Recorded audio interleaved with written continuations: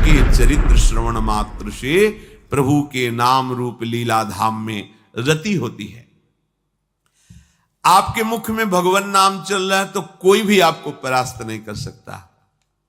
बड़ी महिमामयी इस महाभागवत की बात है। सुधन्वा जी, ये एक चंपापुरी नाम का राज्य था। वहां के राजा हंसध्वज जी थे, उनके पुत्र थे श्री सुधन्वा जी। परम धार्मिक धर्मपूर्वक राज्य का शासन करना और प्रभु की भक्ति में रत रहना और योद्धाओं में सर्वश्रेष्ठ वृत्ति रखना, ये हंसध्वज राजा का प्रभाव। पूरी प्रजा को अपने पुत्र की तरह पालन करना। राजा पूरे देश का पिता है और प्रजा पुत्रवत राजा के द्वारा पोषित होती है। तो ये उस समय की बात है जब महाराज युधिष्ठिर अश्वमेध यज्ञ कर रहे थे। प्रद्युम्न, सात्यकी आदि असंख्यों महारथी योद्धा द्वारिका से सहयोग के लिए आए हुए थे। घोड़ा छोड़ा जाता है, जिस राज्य से घोड़ा जाता है तो घोड़े का पूजन करके नमस्कार कर लिया तो मतलब वो राजाधीन है, और अगर घोड़े को पकड़ लिया तो मतलब युद्ध होगा, तब आगे बढ़ा जाएगा। जे ही गुप्तचरों ने हंसध्वज राजा को समाचार दिया कि महाराज युधिष्ठिर का अश्वमेध यज्ञ का घोड़ा आपकी राज्य सीमा में प्रवेश कर चुका है, उनको बहुत आनंद हुआ। अहो भाग्य, जिनकी हम आराधना कर रहे थे भगवान जरूर दर्शन देंगे, क्योंकि ये पांडवजन महाभागवत हैं और इनको जरा भी कोई कष्ट देना चाहे तो भगवान व्याकुल होकर उपस्थित हो जाते हैं। गुप्तचरों से पूछा कि क्या भगवान श्री कृष्ण भी हैं? बोले उनके तो दर्शन नहीं हुए, पर हां द्वारिका की सेना भी उपस्थित है, तो उनका दर्शन जरूरी है। वैसे अगर वो होते तो घोड़े का पूजन करते और प्रभु के दर्शन कर लेते, पर प्रभु नहीं है तो अब दूसरा उपाय करना पड़ेगा दर्शन के लिए। आदेश किया महाराज युधिष्ठिर के अश्वमेध को पकड़ लिया जाए। पकड़ लिया गया। जे ही पकड़ा गया तो अब इतने महान महान महारथी, साथ में अर्जुन जी भी हैं, सात्यकी जी हैं, प्रद्युम्न जी, बड़े बड़े महारथी। हर्षपूर्वक युद्ध का जयघोष किया गया। हंसध्वज जी ने आदेश कर दिया तत्काल सेना उपस्थित हो। अगर तनिक भी विलंब किया गया तो खौलते हुए कड़ाह में उसे डाल दिया जाएगा। नगाड़े की ध्वनि पूरी होते होते पूरी सेना नगर के बाहर आ जानी चाहिए। ऐसा सावधान भी रहते हैं सैनिक, कभी भी राजा का आदेश हो जाए। स्वयं बड़े गजराज पर चढ़कर हंसध्वज भगवान श्री कृष्ण को प्रणाम करके मानसिक और अर्जुन से युद्ध करने के लिए आगे बढ़े।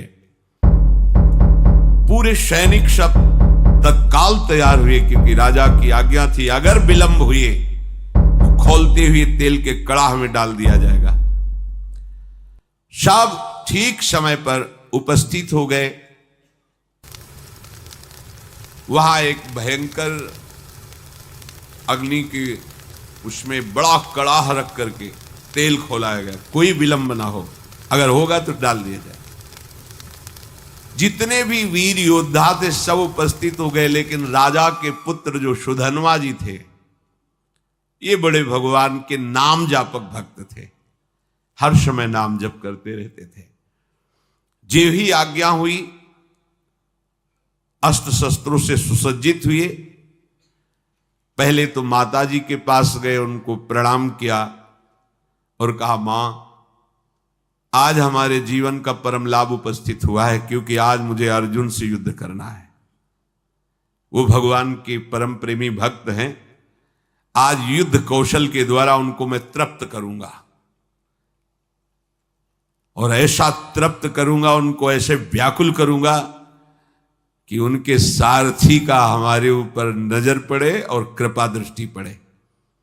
उनको आना पड़ेगा, पर हो सकता है हम वापस ना आए। इसलिए आपसे आशीर्वाद मांगते हैं कि मेरे मन की जो कामना है कि अर्जुन को तृप्त करूं और भगवान का साक्षात्कार करूं, वो पूर्ण हो। इसके बाद माताजी को प्रणाम करने के बाद जब आगे बढ़ने लगे तो माताजी ने कहा, बेटा, बड़े बड़े ऋषि मुनि जिन भगवान श्री कृष्ण का रात दिन ध्यान और गुणगान करते हैं, मुझे तो उनका दर्शन होना असंभव लगता है। पर जब तुम अर्जुन को पीठ नहीं दिखाओगे तो जरूर उपस्थित होंगे, और जब तुम श्री कृष्ण का दर्शन कर लोगे तो मुझे श्री कृष्ण का धाम मिल जाएगा। क्योंकि शास्त्रों में लिखा है, जो भगवत साक्षात्कार कर लेता है तो 21 पीढ़ियां भगवत धाम को जाती है। तो मैं तो नहीं देख पाऊंगी, पर भगवान के धाम को जाऊंगी, पर पीठ मत दिखाना।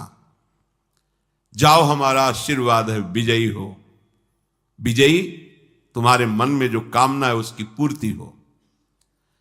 सुधनवा जी भी निकले तो उनकी बहन जी आई, तिलक लगाया, आरती की, विजय की कामना की। आगे बढ़े तो अभी कुछ ही समय पहले ब्याह हुआ था। प्रभावती नाम की पातिव्रत धर्म से युक्त पत्नी थी। मुस्कुराती हुई सामने आई और सुधनवा की पूजा की और कहा, स्वामी, मुझे पता है आज आप कहां जा रहे हो, महाबली महारथी अर्जुन से युद्ध करने। मैं जानती हूं कि जहां तुम जा रहे हो वहां से वापस आना असंभव है, जानती हूं, पर इतनी तो कृपा कर दो कि आपको जलांजलि देने वाला कोई होना चाहिए। अभी कुछ ही समय पहले ब्याह हुआ था। सुधनवा ने कहा, तुम धैर्य रखो, श्री कृष्ण के बल से मैं अर्जुन को परास्त करके शीघ्र ही वापस आऊंगा।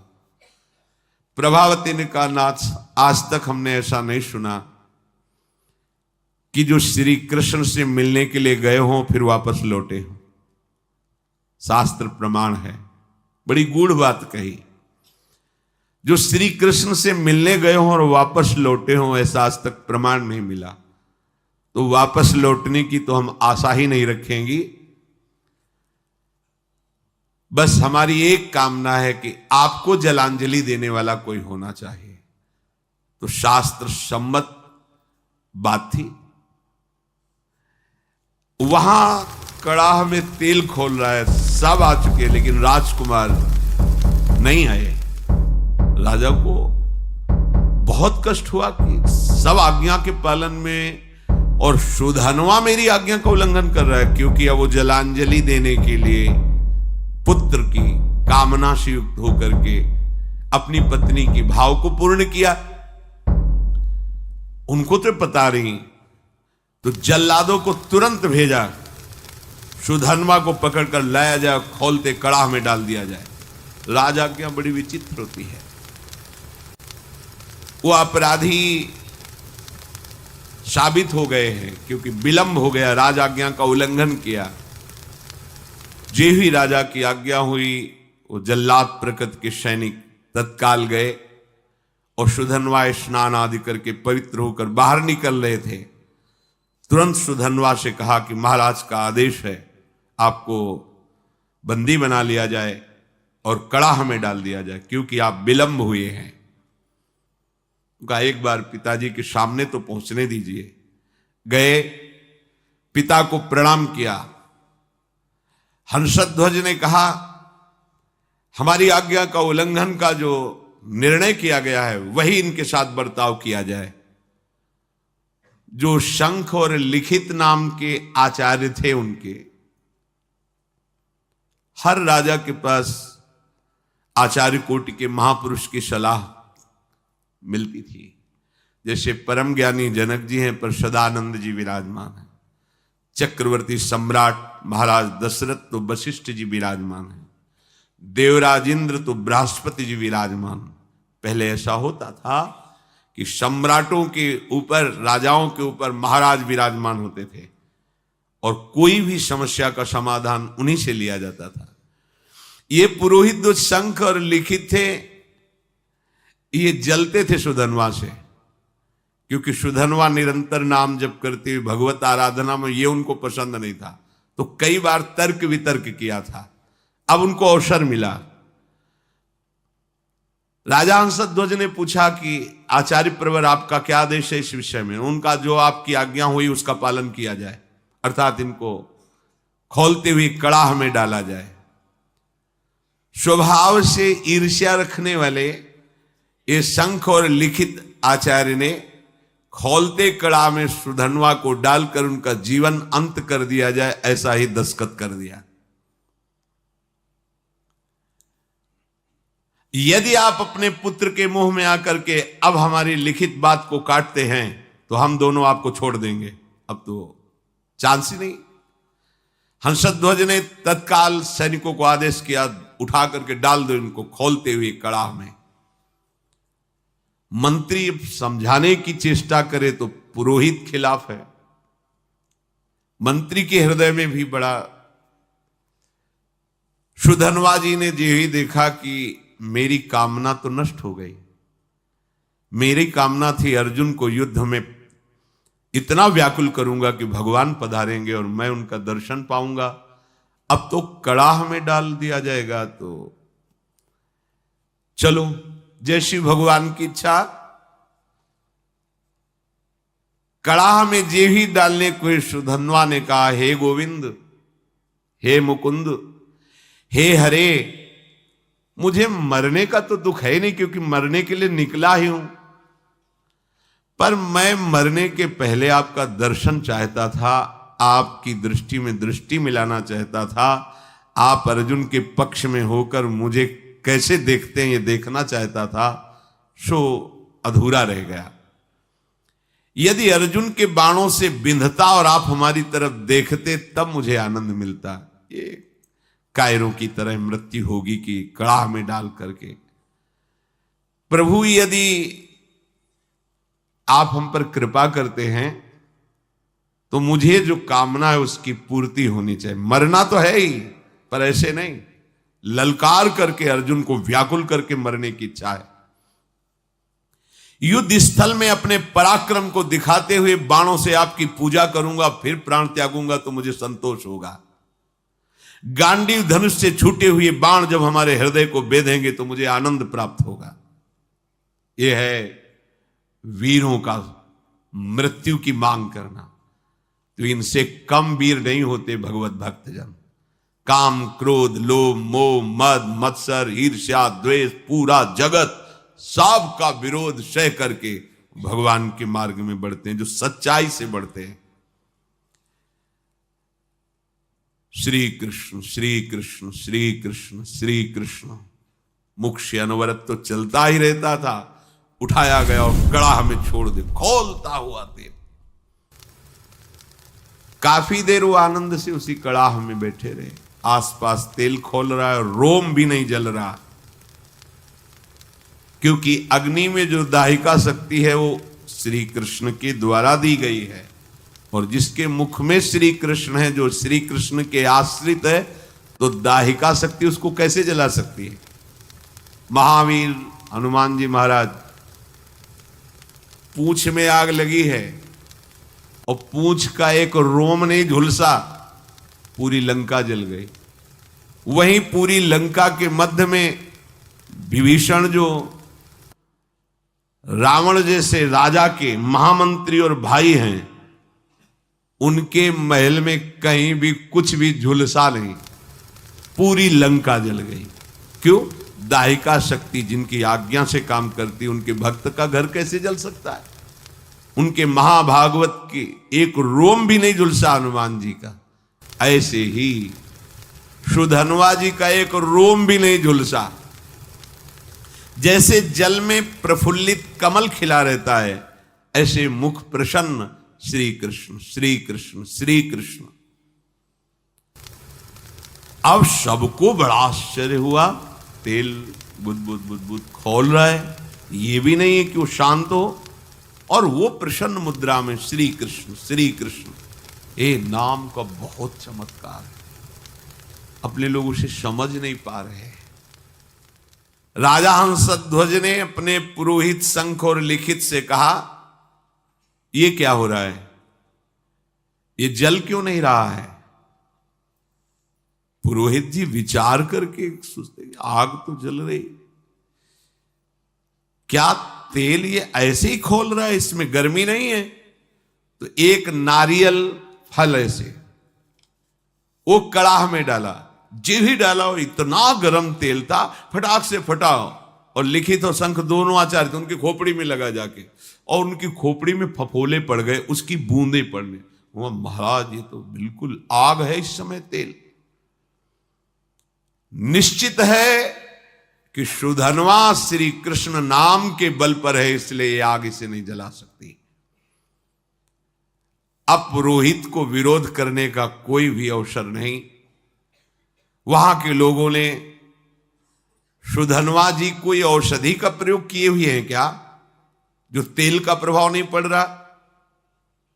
वहां बड़े बड़े आयुर्वेदाचार्य भी थे, कहा नहीं, इस ऐसी स्थिति में कोई औषधि काम नहीं करती। इसका मतलब है कि ये जो कृष्ण कृष्ण बोल रहे हैं, इसी का प्रभाव है। यही तो मित्रजन पूछते थे प्रहलाद जी से कि तुम्हारे ऊपर बड़े बड़े काले सांप छोड़े जा रहे हैं और तुम्हें काटते नहीं, तुम्हें पहाड़ से दबाया जा रहा है, अग्नि से जलाया जा रहा है, जल में डुबोया जा रहा है, बड़े बड़े नुकीले शस्त्रों से काटा जा रहा है, पर तुम्हारी त्वचा ही नहीं कटती, ऐसा क्या है तुम में? तो उन्होंने कहा, मैं हर समय हरि हरि श्री हरि ऐसा बोलता हूं, तो मुझे लगता है कि मेरे हरि मुझे ऐसे लिए हुए, तो ना कोई आग, ना कोई अस्त्र शस्त्र, ना कोई मुझे दुख, कोई छू ही नहीं पा रहा है, क्योंकि मेरे हरि मुझे गोद में लिए हुए हैं और ऐसे किए हुए।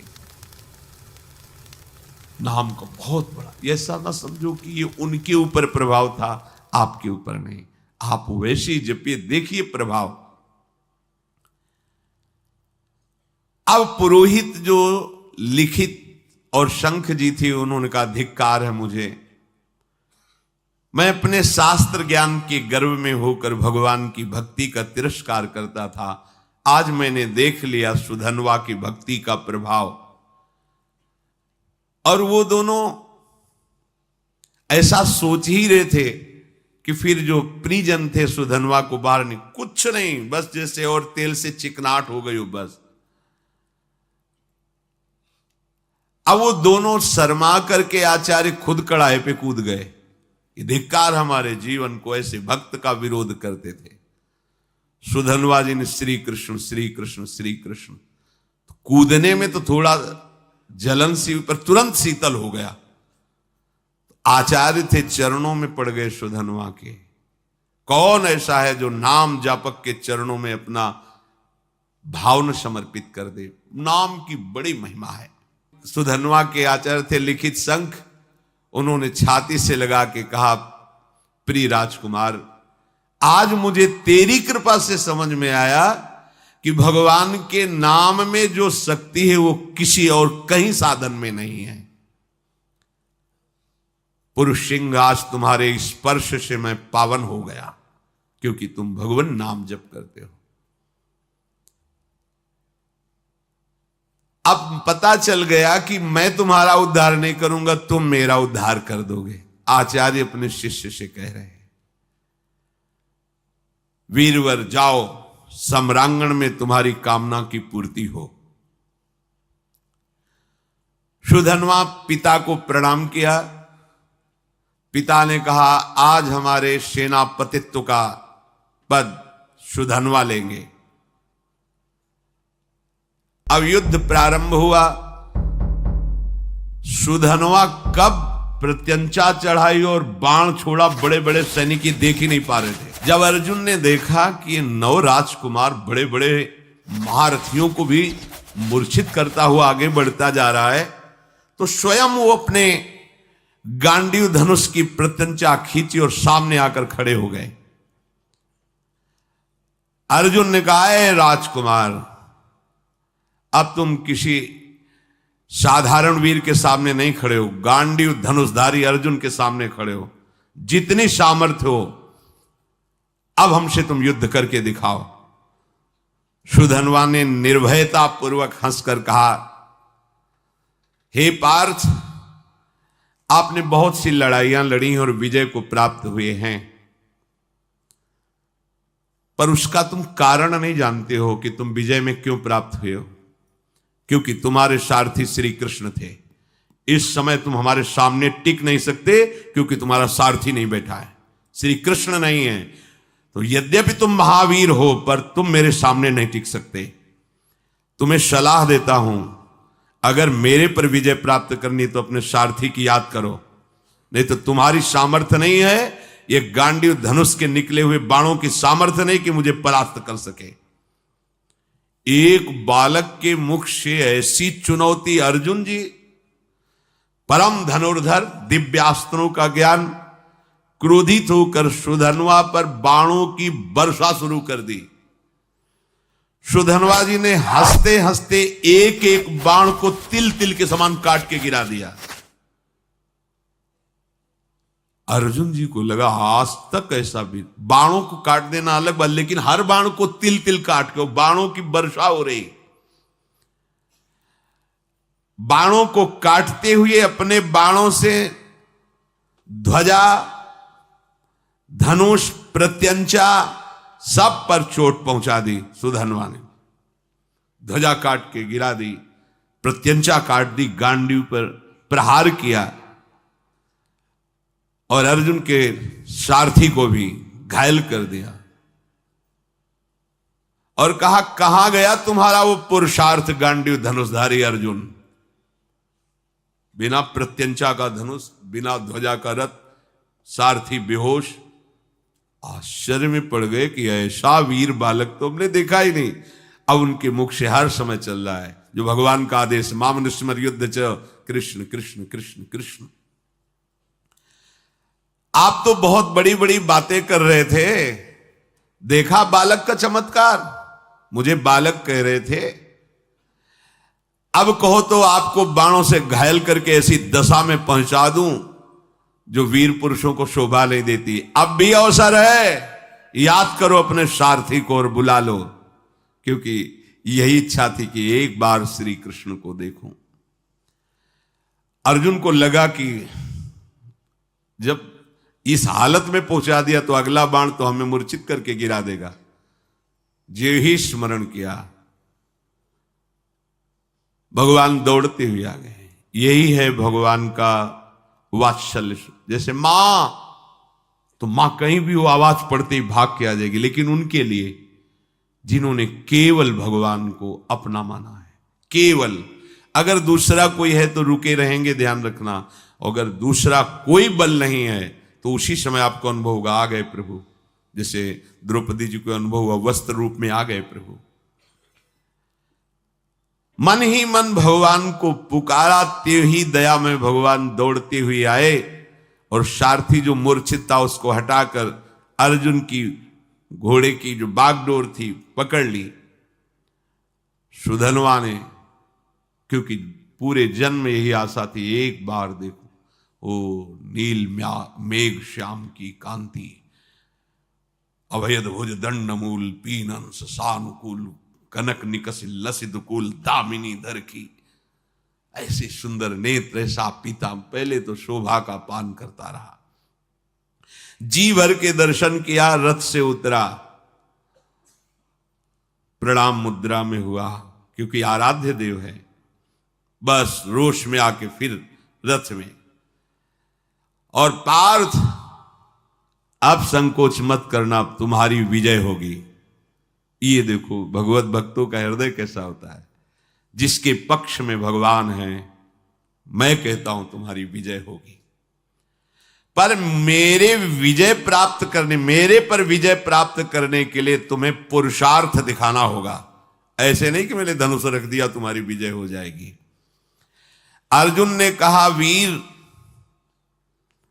आज मैं तुम्हारे सुंदर मस्तक को 3 बाणों के द्वारा काट कर गिराऊंगा। यदि मैं श्री कृष्ण के सामने तुम्हारे सिर को ना गिरा सकूं तो मेरे जितने पूर्वज हैं सब पुण्यहीन होकर के नरक में गिर जाएं। ये मैं प्रतिज्ञा करता हूं। सुधन्वा ने कहा, पार्थ मैं श्री कृष्ण के सन्मुख प्रतिज्ञा करता हूं कि आपके 3 बाणों को अपने पास नहीं पहुंचने दूंगा, बीच में ही काट के गिरा दूंगा और 3-3 टुकड़े करूंगा, और ऐसा ना करूं तो मुझे घोर दुर्गति प्राप्त हो। महाबली सुधन्वा ने 10 बाणों के द्वारा अर्जुन को, 100 बाणों के द्वारा श्री कृष्ण को, 1 बाण रथ पर चलाया तो कुम्हार की चाक की तरह पूरे रथ को उठा के घुमाने लगा और 100 हाथ दूर फेंक दिया।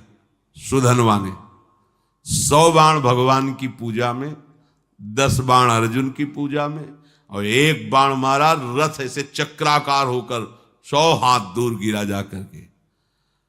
भगवान श्री कृष्ण बोले, धन्य है वीर, धन्य है। अर्जुन बिना समझे बूझे प्रतिज्ञा कर ली, पितरों को नरक भेजना है क्या? सुधन्वा देखो कितना महाबली है। सुधन्वा की शक्ति देखी तुमने? ओ श्री कृष्ण श्री कृष्ण श्री कृष्ण श्री कृष्ण नाम चल रहा है। अर्जुन ने कहा, प्रभु उसकी प्रशंसा क्यों की? बोले, जानते हो समस्त ब्रह्मांडों का भार लिए हुए मैं बैठा हूं, मुझे सहित तेरे सहित 100 कदम पीछे फेंक दिया। बोले, प्रभु इसका इतना बल कहां से आ गया? बोले, ये बहुत जोरदार है, एक तो निरंतर नाम जप कर रहा है और दूसरा एक पत्नी व्रत है। बोले, ये एक सुदृढ़ पत्नी व्रत है, इसलिए हमको दूर फेंक दिया। अर्जुन ने भगवान से कहा, इस समय विनोद का समय नहीं है, इस समय तो हमारी हार हो रही आपके बैठने पर भी। अब दिव्यास्त्र का संधान किया, काल को विराजमान किया बाण पे, संधान करके श्री कृष्णचंद्र जी ने कहा, गोवर्धन पर्वत उठाकर जो गोप गौओं की रक्षा की, उससे प्राप्त पुण्य मैं इस बाण पर विराजमान करता हूं। सुधन्वा से कहा, बचो ये काल का बाण है। सुधन्वा ने कहा, हमारे पास श्री कृष्ण नाम है जो काल का भी महाकाल है। देख लो, एक तरफ भगवान है, एक तरफ नाम है। ये देखो, उन्हीं का नाम है, एक तरफ भगवान, एक तरफ भगवान का नाम। सुधन्वा ने जोर से उच्चारण किया, जय श्री कृष्ण, संधान किया बाण के नाम का अद्भुत प्रभाव, टुकड़े टुकड़े कर दिए और जोर जोर से जय श्री कृष्ण जय श्री कृष्ण जय श्री कृष्ण मंगलमय नामों का जोर जोर से उच्चारण। त्रैलोक्य के ऋषि मुनियों में हाहाकार मच गया। भगवान ने गिरिराज उठाने का पूरा पुण्य लगा दिया और अर्जुन ने काल का संधान किया बाण पे, काल की भी चाल नहीं। ये नाम का प्रभाव देखो। भगवान ने अर्जुन से कहा, तुरंत दूसरा बाण निकालो, दिव्यास्त्र तो बढ़ता चला जा रहा है। भगवान ने उस बाण में अपनी बहुत सी शक्तियों का संधान किया।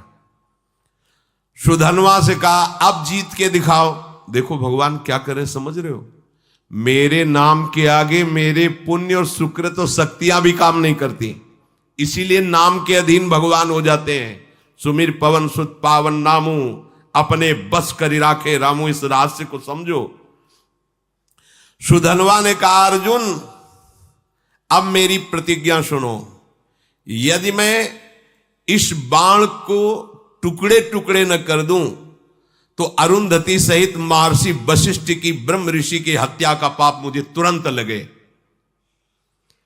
सुधनवा ने तुरंत गोविंद कृष्णो बाण मारा।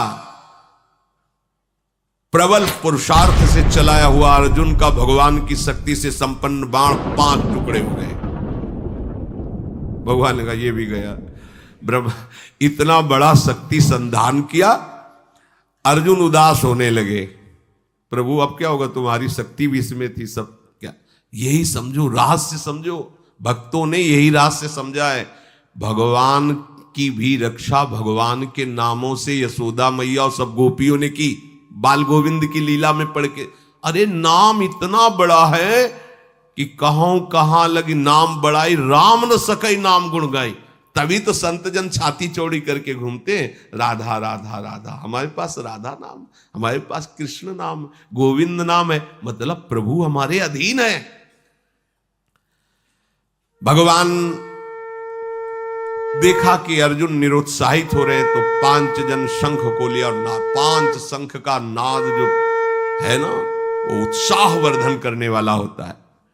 5 जन शंख बजाया और अर्जुन से कहा अब बाण संधान करो। महामनस्वी अर्जुन ने तीसरा बाण हाथ में लिया और भगवान ने कहा कि जब मैं राम अवतार में राम जी बना था तो एक पत्नी व्रत रहा हूं, उसमें तो राम जी बहुत मर्यादा पुरुषोत्तम अवतार भगवान का, ये प्रेमावतार है, वो मर्यादा पुरुषोत्तम, यही प्रभु है। मैं उस सुकृत को इस बाण पर विराजमान करता हूं। फिर ब्रह्मा जी को आदेश किया पिछले भाग पर विराजमान हो, और काल को दोबारा आदेश किया अग्रभाग पर प्रतिष्ठित हो। और प्रभु ने कहा चलाओ बाण। ब्रह्मा जी, काल जी और वो पुण्य सुकृत रामावतार का है। सुधनवा प्रभु की तरफ देखा और मुस्कुराया। बड़ा प्रेममय प्रसंग है।